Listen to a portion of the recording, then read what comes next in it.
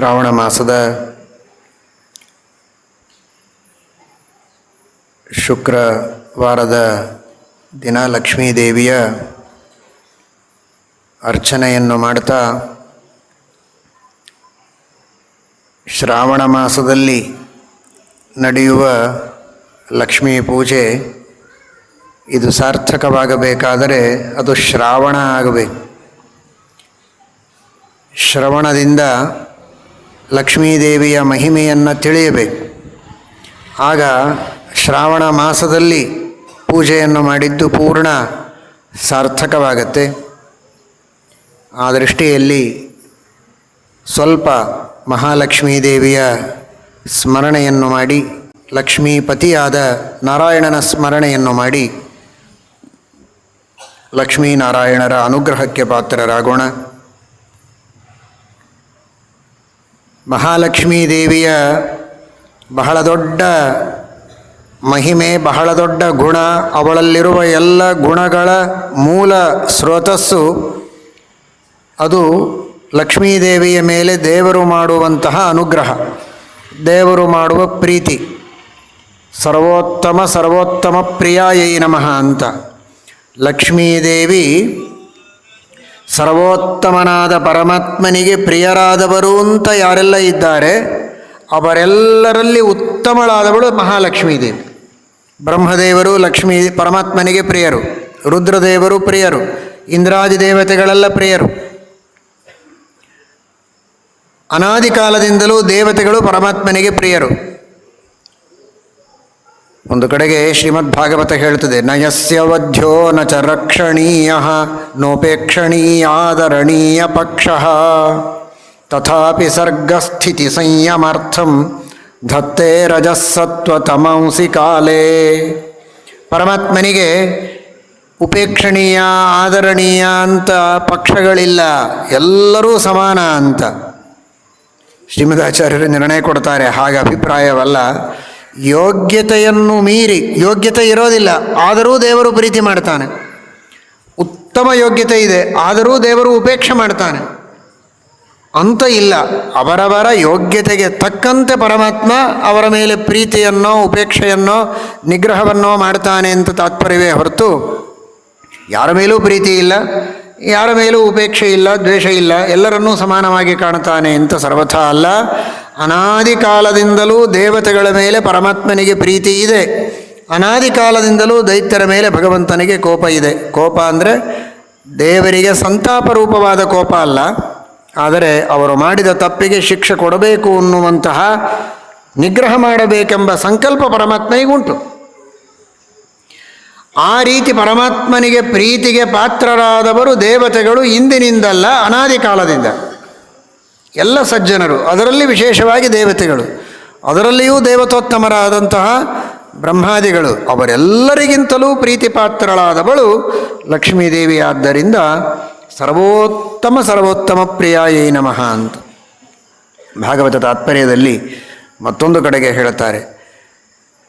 ಲಕ್ಷ್ಮೀದೇವಿಯನ್ನು ಆರಂಭ ಮಾಡಿಕೊಂಡು ತೃಣ ಜೀವದವರೆಗೆ ಎಲ್ಲ ಚೇತನರ ಜೀವರಾಶಿಗಳ ತಾರತಮ್ಯವನ್ನು ನಿರ್ಣಯ ಮಾಡುವುದಕ್ಕೆ ಇರುವಂತಹ ಮಾನದಂಡ ಯಾವುದು ಅಂದರೆ ಅದು ಭಕ್ತಿ. ದೇವರಲ್ಲ, ದೇವರಲ್ಲಿ ಭಕ್ತಿ ಇಲ್ಲವೇ ಇಲ್ಲ. ಯಾರ ಮೇಲೆ ಭಕ್ತಿ ಮಾಡಬೇಕು? ತನಗಿಂತಲೂ ಉತ್ತಮರು ಯಾರಾದರೂ ಇದ್ದರೆ ದೇವರು ಭಕ್ತಿ ಮಾಡಬೇಕು. ಅವನೇ ಸರ್ವೋತ್ತಮ, ಅವನು ಭಕ್ತಿ ಮಾಡುವ ಪ್ರಶ್ನೆ ಇಲ್ಲ. ಆದರೆ ದೇವರ ನಂತರ ಲಕ್ಷ್ಮೀದೇವಿಯನ್ನು ಆರಂಭ ಮಾಡಿಕೊಂಡು ಇನ್ನುಳಿದ ಎಲ್ಲ ಚೇತನರಲ್ಲಿ ಯಾರು ಉತ್ತಮರು ಅಂತ ನಿರ್ಣಯ ಮಾಡುವುದಕ್ಕೇನಾದರೂ ಮಾನದಂಡ ಇದ್ದರೆ ಅದು ಭಕ್ತಿ. ಭಗವಂತನ ಪ್ರೀತಿ, ಆ ಪ್ರೀತಿಗೆ ಸಾಧನವಾದದ್ದು ಭಕ್ತಿ. ಯಾರು ಎಷ್ಟು ಭಕ್ತಿಯನ್ನು ಮಾಡ್ತಾರೋ ಅವರು ಉತ್ತಮರು, ಭಕ್ತಿ ಹೆಚ್ಚು ಮಾಡಿದರೆ ಅವರು ಉತ್ತಮರು. ಸರ್ವ ಚೇತನರಲ್ಲಿ ಅತ್ಯುತ್ತಮ ಭಕ್ತಿಯನ್ನು ಮಾಡುವವಳು ಮಹಾಲಕ್ಷ್ಮಿ. ಆ ಕಾರಣಕ್ಕಾಗಿಯೇ ಅತ್ಯುತ್ತಮವಾದ ಪರಮಾತ್ಮನ ಪ್ರೀತಿಗೆ ಪಾತ್ರಳಾದವಳು ಮಹಾಲಕ್ಷ್ಮಿ. ಅದಕ್ಕಾಗಿ ಅವಳಿಗೆ ಇಷ್ಟು ದೊಡ್ಡ ಸ್ಥಾನ, ಇಷ್ಟು ದೊಡ್ಡ ಅಧಿಕಾರ. ಅನಾದಿ ಕಾಲದಿಂದಲೂ ಅವಳಿಗೆ ಸಂಸಾರ ಇಲ್ಲ, ಅನಾದಿ ಕಾಲದಿಂದಲೂ ಸಂಸಾರದ ದುಃಖ ಇಲ್ಲ. ಜೀವರಿದ್ದಾರೆ, ಅನಾದಿ ಕಾಲದಿಂದ ಸಂಸಾರದೊಳಗೇ ಮುಳುಗಿದವರು. ಗುರುಗಳ ಉಪದೇಶ ಎಷ್ಟೋ ಜನ್ಮಗಳವರೆಗೆ ಸಾಧನ. ಬಹೂನಾಂ ಜನ್ಮನಾಮಂತೆ ಜ್ಞಾನವಾನ್ ಮಾಂ ಪ್ರಪದ್ಯತೆ. ಎಷ್ಟೋ ಜನ್ಮಗಳ ಸಾಧನೆಯಾದ ಮೇಲೆ ಅಪರೋಕ್ಷ ಜ್ಞಾನ, ಆಮೇಲೆ ಮೋಕ್ಷ. ಆಗ ಎಲ್ಲ ದುಃಖ ದೂರವಾಗತ್ತೆ. ಅರ್ಥ ಮಾಡಿಕೊಳ್ಳಿ, ಅನಾದಿ ಕಾಲದಿಂದ ದುಃಖದೊಳಗೆ ಮುಳುಗಿ ಇನ್ನೆಷ್ಟೋ ಕೋಟಿ ವರ್ಷಗಳಾದ ಮೇಲೆ, ಎಷ್ಟೋ ಜನ್ಮಗಳ ನಂತರ ಅಪರೋಕ್ಷ ಜ್ಞಾನವಾದ ಮೇಲೆ ದುಃಖವನ್ನು ಕಳೆದುಕೊಳ್ಳುವವರು ಜೀವರು. ಆದರೆ ಮಹಾಲಕ್ಷ್ಮಿ ತದ್ವಿರುದ್ಧ, ಅನಾದಿ ಕಾಲದಿಂದಲೂ ದುಃಖದ ಸಂಪರ್ಕ ಇಲ್ಲ. ದುಃಖ ಸ್ಪೃಷ್ಟಂ ತದಸ್ಪೃಷ್ಟಂ ಇತಿ ದ್ವೇಧೈವ ಚೇತನಂ. ಶ್ರೀಮದಾಚಾರ್ಯರು ತತ್ವಸಂಖ್ಯಾನದಲ್ಲಿ ತಿಳಿಸ್ತಾರೆ, ಲಕ್ಷ್ಮೀದೇವಿಗೆ ಅನಾದಿ ಕಾಲದಿಂದಲೂ ದುಃಖದ ಸಂಪರ್ಕ ಇಲ್ಲ. ಅಂದರೆ ನಾವೆಷ್ಟು ಚೆನ್ನಾಗಿ ತಾರತಮ್ಯವನ್ನು ಇಲ್ಲಿ ತಿಳಿಯಬೇಕು ನೋಡಿ. ಅನಾದಿ ಕಾಲದಿಂದಲೂ ದುಃಖದೊಳಗೆ ಮುಳುಗಿದವರು ನಾವಾದರೆ, ಅನಾದಿ ಕಾಲದಿಂದಲೂ ದುಃಖದ ಸಂಬಂಧವೇ ಇಲ್ಲ, ಅನಂತ ಕಾಲದವರೆಗೂ ಇಲ್ಲದೆ ಇರುವ ಮಹಾನುಭಾವಳು ಲಕ್ಷ್ಮೀದೇವಿ. ಆದರೆ ಇದಕ್ಕೆ ಕಾರಣ ಅವಳ ಸ್ವಾತಂತ್ರ್ಯ ಅಲ್ಲ, ಅವಳ ಭಕ್ತಿ. ದೇವರಲ್ಲಿ ಅವಳು ಅನಾದಿ ಕಾಲದಿಂದ ಮಾಡುವ ಭಕ್ತಿಯೇ, ಆ ಕಾರಣಕ್ಕಾಗಿ ದೇವರು ಅವಳ ಮೇಲೆ ಮಾಡಿದಂತಹ ಪ್ರೀತಿಯೇ ಅವಳ ನಿತ್ಯ ಮುಕ್ತಿಗೆ ಕಾರಣ. ನಿತ್ಯದಲ್ಲಿಯೂ ಅವಳು ದುಃಖ ಸಂಬಂಧ ಇಲ್ಲದೆ ಇರುವಂತೆ ಇರುವುದಕ್ಕೆ ಅದು ಕಾರಣವಾಗಿದೆ ಎಂಬುದಾಗಿ ಭಾಗವತ ತಾತ್ಪರ್ಯದಲ್ಲಿ ಶ್ರೀಮದಾಚಾರ್ಯರು ತಿಳಿಸ್ತಾರೆ. ಇದನ್ನು ನಾವು ಚಿಂತನೆ ಮಾಡಬೇಕು. ನಿತ್ಯ ಮುಕ್ತಳು, ನಿರ್ವಿಕಾರಳು, ಯಾವುದೇ ತರಹದ ವಿಕಾರ ಇಲ್ಲ, ಶುದ್ಧವಾದ ಜ್ಞಾನ, ಅನಾದಿ ಕಾಲದಿಂದಲೂ ಶುದ್ಧವಾದ ಯಥಾರ್ಥವಾದ ಜ್ಞಾನ. ಜಗತ್ತಿನ ವಿಷಯದಲ್ಲಿ ಲಕ್ಷ್ಮೀದೇವಿಗೆ ತಿಳಿಯದೇ ಇದ್ದದ್ದು ಅಂತ ಇಲ್ಲವೇ ಇಲ್ಲ.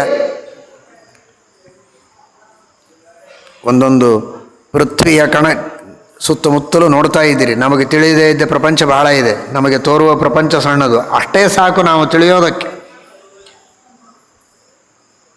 ಒಂದು ಸಣ್ಣ ಸಾಸಿವೆ ಕಾಳನ್ನು ತೆಗೆದುಕೊಂಡ್ರೆ, ಬೇಡ ವ್ರತ ಇದೆ ಅಂದರೆ ಎಳ್ಳು ತಗೊಳ್ಳಿ, ಒಂದು ಎಳ್ಳಿನ ಕಾಳು ತೆಗೆದುಕೊಂಡರೂ ಸಾಕು, ಅದರೊಳಗೆ ಅನಂತ ಭಾಗಗಳಿವೆ.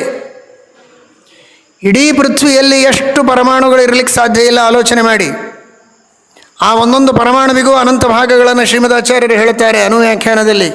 ಹೀಗಿದ್ದರೆ ಪ್ರಪಂಚದೊಳಗೆ ಪಾರ್ಥಿವ ಪರಮಾಣುಗಳು, ನೀರಿನ ಪರಮಾಣುಗಳು, ತೇಜಸ್ಸು, ವಾಯು, ಭೂತಾಕಾಶ, ಹೀಗೆ ತೆಗೆದುಕೊಳ್ತಾ ಹೋದರೆ ಅವ್ಯಾಕೃತ ಆಕಾಶದೊಳಗೂ ಅನಂತವಾದ ಸೂಕ್ಷ್ಮವಾದ ಪ್ರದೇಶಗಳಿವೆ ಅಂತಾರೆ. ಅಷ್ಟೆಲ್ಲವೂ ಲಕ್ಷ್ಮೀದೇವಿಗೆ ಗೊತ್ತು. ಅಷ್ಟೆಲ್ಲ ಕಡೆಗೂ ಲಕ್ಷ್ಮೀದೇವಿ ತಾನಿದ್ದಾಳೆ. ಅಷ್ಟೆಲ್ಲದರ ಯಾವುದರ ಸೃಷ್ಟಿಯಾಗಬೇಕೋ ಅದರ ಸೃಷ್ಟಿ ಮಾಡ್ತಾಳೆ. ಯಾವುದು ಅನಾದಿಯೋ ಅಲ್ಲಿ ನಿಯಾಮಕಳಾಗಿರ್ತಾಳೆ.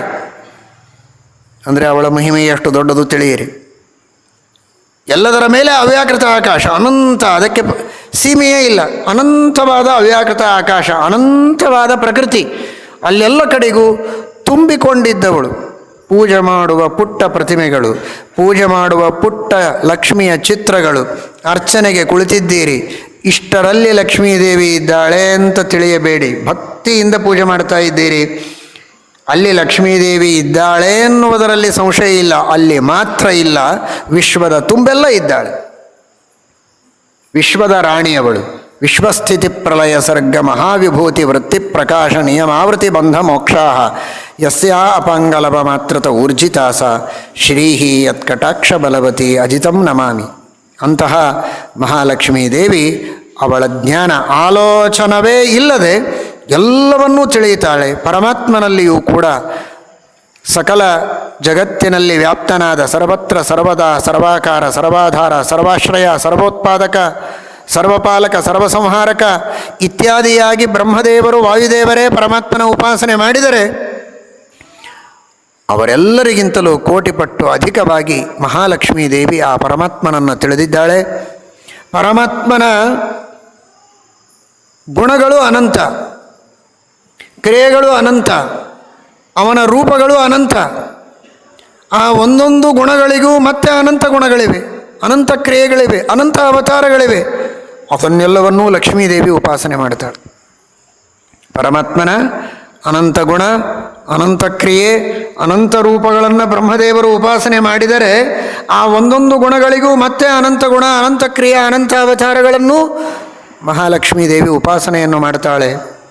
ಅವಳ ಜ್ಞಾನ ಎಂಥದ್ದು, ಅವಳ ಯೋಗ್ಯತೆ ಏನು ಊಹೆ ಮಾಡುವುದಕ್ಕೆ ಸಾಧ್ಯ ಇಲ್ಲ. ರಮಾಬ್ರಹ್ಮಾದಿಗಳೆಲ್ಲ, ಬ್ರಹ್ಮಾದಿ ದೇವತೆಗಳ ಸ್ಥಾನ ಎಲ್ಲ ಲಕ್ಷ್ಮೀದೇವಿಯ ಅಧೀನ. ಅವಳ ಸ್ಥಾನಮಾನಗಳೆಲ್ಲ ಪರಮಾತ್ಮನ ಕಟಾಕ್ಷದ ಅಧೀನ. ಅಂದರೆ ಅನೇಕ ಬಾರಿ ಚಿಂತನೆ ಮಾಡುವುದುಂಟು. ಭಾರೀ ಶ್ರೀಮಂತರು, ದೊಡ್ಡ ಚಕ್ರವರ್ತಿ, ಸಮ್ರಾಟ್ ಅಥವಾ ಮಹಾರಾಣಿ, ಅವರೆಲ್ಲ ಹೇಗಿರ್ತಾರೆ? ಉಳಿದವರು ಹಾಗೆ ಮನೆ ತುಂಬ ಓಡಾಡಿ ಗಲಾಟೆ ಮಾಡಿ ಅಲ್ಲಿ ಹೋಗಿ ಇಲ್ಲಿ ಬಂದು ಇನ್ನೊಬ್ಬರಿಗೆ ಕೈ ಬಿದ್ದು ಕಾಲಿಗೆ ಬಿದ್ದು ಕೆಲಸ ಮಾಡಿಸ್ಕೊಳ್ಳೋದಿಲ್ಲ. ಕೂತಲ್ಲೇ ಒಂದು ಕಣ್ಣು ಸನ್ನೆ ಮಾಡಿದರೆ ಸಾಕು ಕೆಲಸಗಳು ನಡೀತಾ ಇರ್ತದೆ. ನಿಜವಾದ ಸಮ್ರಾಟ ಚಕ್ರವರ್ತಿಗಳು ಅಂದ್ರೆ ಹಾಗಿರ್ತಾರೆ. ಸಾವಿರಾರು ಜನ ಅವರ ಕೈ ಕೆಳಗೆ ಕೆಲಸಗಾರರು, ಮಂತ್ರಿಗಳು, ಸೇನಾಪತಿಗಳು, ಅದರ ಕೆಳಗೆ ತಾರತಮ್ಯ ಕ್ರಮದಲ್ಲಿ ಅವರು ಕಣ್ಣು ಮಾಡಿದರೆ ಕೆಲಸ ಆಗುತ್ತೆ. ಸಾಮಾನ್ಯ ಚಕ್ರವರ್ತಿಗಳೇ ಹೀಗಿರಬೇಕಾದರೆ ಆ ಚಕ್ರಧರನಾದ ಚಕ್ರವರ್ತಿ ಹೇಗಿರಬೇಕು? ಆ ಪರಮಾತ್ಮ ಅವನು ಒಂದು ಚಕ್ರ ಅಂದರೆ ರಾಷ್ಟ್ರ, ಇಡೀ ಚಕ್ರವನ್ನು, ರಾಷ್ಟ್ರದ ಚಕ್ರವನ್ನು ತನ್ನ ಕೈಯಲ್ಲಿಟ್ಟುಕೊಂಡವ ಅಂತ. ಚಕ್ರ ಅನ್ನುವ ಶಬ್ದಕ್ಕೆ ಇನ್ನೊಂದು ಅರ್ಥ ಆಜ್ಞೆ ಅಂತ ಇದೆ. ಚಕ್ರ, ತನ್ನ ಆಜ್ಞೆಯಿಂದ ಚಕ್ರ, ಇಡೀ ರಾಷ್ಟ್ರದ ಚಕ್ರವನ್ನು ಯಾರು ಪ್ರವರ್ತನೆ ಮಾಡ್ತಾರೆ ಅವರು ಚಕ್ರವರ್ತಿಗಳು. ಇವನು ಒಂದು ರಾಷ್ಟ್ರ ಅಲ್ಲ, ವಿಶ್ವ, ಇಡೀ ವಿಶ್ವವನ್ನೇ, ವಿಶ್ವದ ಚಕ್ರವನ್ನೇ ತನ್ನ ಆಜ್ಞಾಚಕ್ರದಿಂದ, ಕೇವಲ ತನ್ನ ಕಟಾಕ್ಷದಿಂದ ನಿಯಂತ್ರಣ ಮಾಡುವವ ದೇವ ಹಾಗೂ ಈ ದೇವಿ ಇಬ್ಬರೂ ಹಾಗೆ. ಹಾಗೆ ಶ್ರೀಮದಾಚಾರ್ಯರು ಶ್ಲೋಕದಲ್ಲಿ ತಿಳಿಸ್ತಾರೆ, ಯಸ್ಯ ಅಪಾಂಗ ಲವ ಮಾತ್ರತಃ, ಕೇವಲ ಕುಡಿ ನೋಟದಿಂದ ಎಲ್ಲ ಕಾರ್ಯವನ್ನು ಮಾಡಿಸ್ತಾಳೆ ಲಕ್ಷ್ಮೀದೇವಿ. ಅವಳಿಗೊಂದು ತನ್ನ ಕುಡಿ ನೋಟದಿಂದ ಶಕ್ತಿಯನ್ನು ತುಂಬುತ್ತಾನೆ ಪರಮಾತ್ಮ. ಇಬ್ಬರೂ ತಮ್ಮ ಚೇರು ಬಿಟ್ಟು ಕೆಳಗಿಳಿಯುವುದಿಲ್ಲ. ಇವಳೊಂದು ಕುಡಿನೋಟ ಜಗತ್ತಿನ ಮೇಲೆ ಬೀರಿದರೆ ಅವಳಿಗೊಂದು ಕುಡಿನೋಟ ದೇವರಿಂದ ಬರುತ್ತೆ. ಅಲ್ಲಿಗೆ ಕೆಲಸ ಮುಗಿಯಿತು, ಇಡೀ ಜಗತ್ತಿನ ಎಲ್ಲ ಕಾರ್ಯಗಳು ಆಗ್ತದೆ. ಈ ರೀತಿ ಚಿಂತನೆ ಮಾಡಿದರೆ ಬೇರೆ ಏನಲ್ಲ, ನಿಮ್ಮ ಕುಡಿನೋಟದಿಂದ ನಿಮ್ಮ ಕುಡಿಗಳಾದರೂ ಕೆಲಸ ಮಾಡ್ತವೆ, ನಿಮ್ಮ ಮಕ್ಕಳಾದರೂ ನಿಮ್ಮ ಕುಡಿನೋಟದಿಂದ ಕೆಲಸ ಮಾಡೋ ಭಾಗ್ಯ ಸಿಗತ್ತೆ, ಸರಿಯಾಗಿ ದೇವರ ಉಪಾಸನೆ ಮಾಡಿದರೆ. ಇಲ್ಲದೇ ಇದ್ದರೆ ನಿಮ್ಮ ಕುಡಿನೋಟದಿಂದ ಯಾವ ಕೆಲಸವೂ ಆಗಲಿಕ್ಕೆ ಸಾಧ್ಯ ಇಲ್ಲ.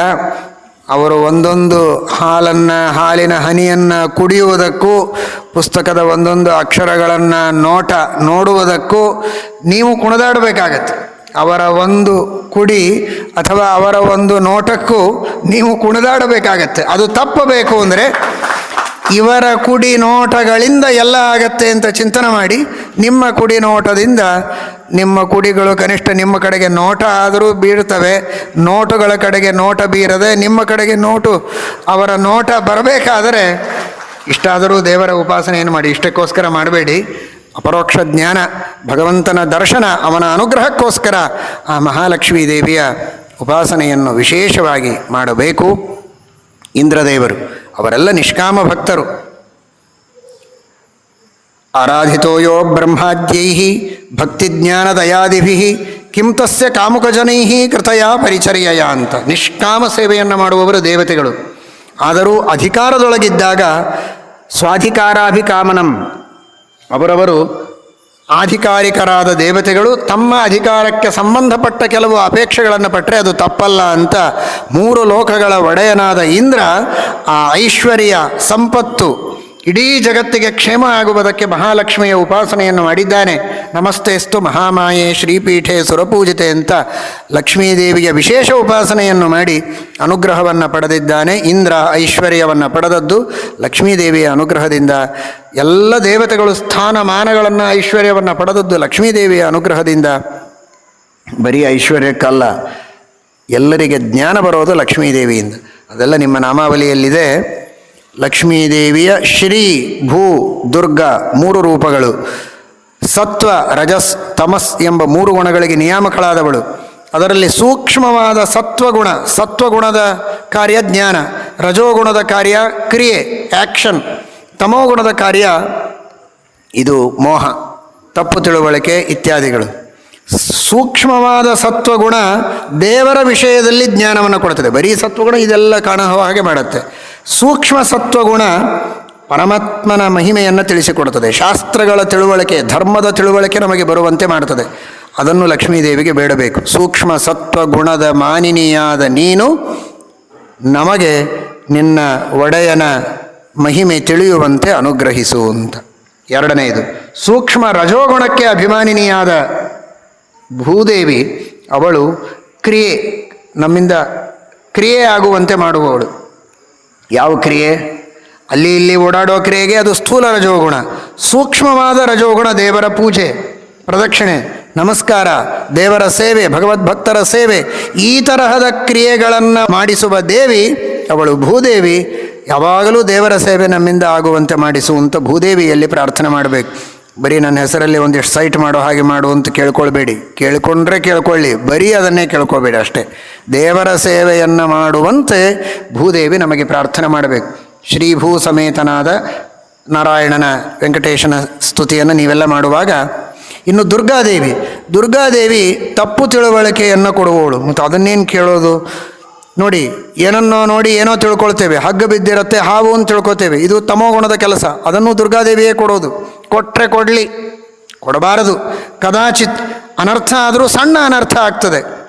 ಆದರೆ ಸೂಕ್ಷ್ಮ ತಮೋಗುಣ ಇದೆಯಲ್ಲ, ಅದು ದೇವರ ಬಗ್ಗೆಯೇ ತಪ್ಪು ತಿಳುವಳಿಕೆ ಬರೋ ಹಾಗೆ ಮಾಡ್ತದೆ. ಅದನ್ನು ಮಾತ್ರ ಕೊಡಬೇಡ ಅಂತ ದುರ್ಗಾದೇವಿ ಕೇಳಬೇಕು. ಅದನ್ನು ಕೊಟ್ಬಿಡು ಅಂತ ಕೇಳಬಾರ್ದು. ಸೂಕ್ಷ್ಮ ಸತ್ವಗುಣ, ಶುದ್ಧ ಜ್ಞಾನ ಬೇಕು.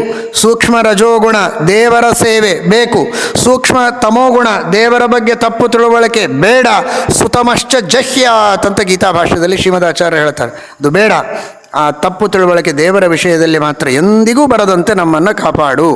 ನಮಗೆ ಬರುವ ಎಲ್ಲ ಅಜ್ಞಾನ, ಸಂಶಯ, ತಪ್ಪು ತಿಳುವಳಿಕೆ ದೂರ ಮಾಡಿ ನಮ್ಮನ್ನು ಉದ್ಧಾರ ಮಾಡು. ಯಾಕೆ? ನಿನಗೆ ಶರಣು ಬಂದಿದ್ದೇನೆ ಅಂದರೆ ನೋಡೋದೇ ಇಲ್ಲ ಲಕ್ಷ್ಮೀದೇವಿ ನಮ್ಮ ಕಡೆಗೆ. ನಿನ್ನ ಗಂಡನಿಗೆ ಶರಣು ಬಂದಿದ್ದೇವೆ ಎನ್ನಬೇಕು. ನಿನ್ನ ಗಂಡನ ಜೊತೆಗೆ ನಿನಗೂ ಶರಣ ಬಂದಿದ್ದೇವೆ ಅಂದರೆ ತಪ್ಪಿಲ್ಲ. ನಿನಗೆ ಮಾತ್ರ ಶರಣ ಬಂದಿದ್ದೇವೆ ಅಂದರೆ ಅವಳು ನೋಡುವುದಿಲ್ಲ. ದೈವೀಶೇಷ ಗುಣಮಯಿ ಮಮ ಮಾಯಾ ದುರತ್ಯಯ ಮಾಮೇವಯೇ ಪ್ರಪದ್ಯಂತೆ ಮಾಯಾಮೇತಾಂತರಂತಿತೆ ಅಂತ ಕೃಷ್ಣ ಹೇಳಿದ್ದಾನೆ. ಮಾಯಾ ಅಂದರೆ ದುರ್ಗೆ. ಆ ದುರ್ಗೆಯ ಬಂಧನದಿಂದ ನೀವು ಮುಕ್ತರಾಗಬೇಕಾದರೆ ನನಗೆ ಶರಣು ಬನ್ನಿ, ದುರ್ಗೆ ನಿಮ್ಮನ್ನು ಬಂಧನದಿಂದ ಮೋಚನೆ ಮಾಡ್ತಾಳೆ ಅಂತ ಭಗವದ್ಗೀತೆಯಲ್ಲಿ ಕೃಷ್ಣ ಹೇಳಿದ್ದಾನೆ. ಆದ್ದರಿಂದ ಆ ರೀತಿ ಶ್ರೀಭೂ ದುರ್ಗೆಯರಲ್ಲಿ ಪ್ರಾರ್ಥನೆ ಮಾಡ್ತಾ ಭಕ್ತಿಯಿಂದ ನೀವೆಲ್ಲ ಈ ಅರ್ಚನೆಯನ್ನು ಮಾಡಿ. ಪ್ರಾಯ ಎಲ್ಲ ಸೌರಭ ದಾಸ ಸಾಹಿತ್ಯದ ವಿದ್ಯಾಲಯದ ವಿದ್ಯಾರ್ಥಿನಿಯರು ಇಲ್ಲಿ ಸೇರಿದ್ದೀರಿ.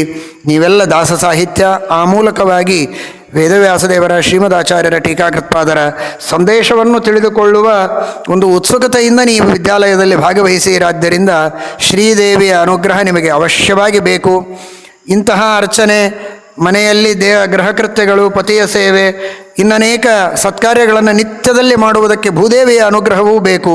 ಇಡೀ ಜೀವನದಲ್ಲಿ ನಿಮಗೂ ನಿಮ್ಮ ಮಕ್ಕಳಿಗೂ ಮೊಮ್ಮಕ್ಕಳಿಗೂ ಎಂದಿಗೂ ದೇವರ ವಿಷಯದಲ್ಲಿ ತಪ್ಪು ತಿಳುವಳಿಕೆ ಬರಬಾರದು ಅನ್ನುವುದಕ್ಕೆ ದುರ್ಗಾದೇವಿಯ ಅನುಗ್ರಹವು ಎಲ್ಲರಿಗೆ ಇರಲಿ ಅಂತ ಈ ಸಂದರ್ಭದಲ್ಲಿ ಪ್ರಾರ್ಥನೆಯನ್ನು ಮಾಡುತ್ತಾ ಗುರುಗಳಲ್ಲಿ ಅಂತರ್ಯಾಮಿಯಾದ ಭಾರತೀಯ ರಮಣ ಮುಖ್ಯ ಪ್ರಾಣಾಂತರ್ಗತ ಮೂಲ ಸೀತಾ ಸಮೇತ ಮೂಲರಾಮದೇವರಲ್ಲಿ ದಿಗ್ವಿಜಯರಾಮ ವೇದವ್ಯಾಸದೇವರಲ್ಲಿ ಸಮರ್ಪಣೆಯನ್ನು ಮಾಡ್ತೇವೆ. ಹರಯೇ ನಮಃ ಶ್ರೀಕೃಷ್ಣ.